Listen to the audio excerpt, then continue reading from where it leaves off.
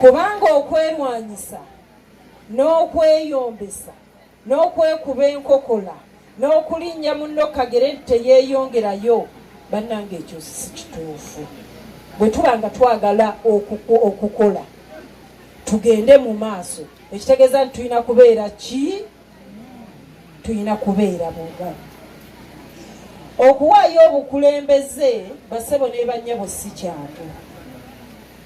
Naye senga bwe yalengera omumuli gwe ogunkwasiddwa ne baga nti Nnaalongo Nansamba yakutta omumuli ogugenda okukulembera Uganda yonna mu basawo b'ekinnansi, yagamba nti ntyo ebbanga lyange liweddeko, leka nange nkwase Nnaalongo Nansamba ki obukulembeze.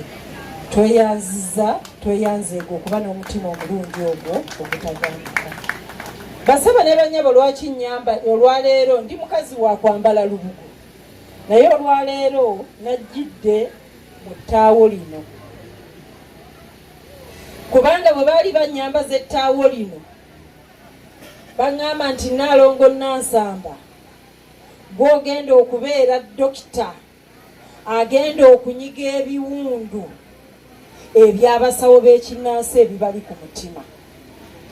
Y'ensonga lwaki olwaleero nga bagenda okunkwasa tuli bumu nsazeewo nziggyeyo ekyambalo kyange kino ekikakasa nti ddala kituufu nze dokita agenda okujjanjaba abasawo b'ekinnansi mu ggwanga.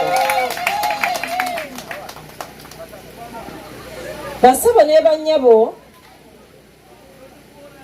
nja kubaweereza ate nja kubakolera. Nja kugezaako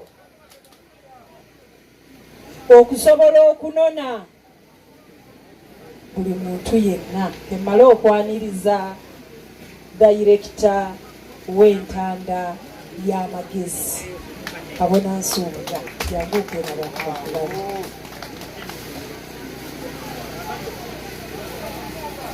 Ono ye dayirekita w'entanda y'amagezi era nange ndi mu ntanda y'amagezi.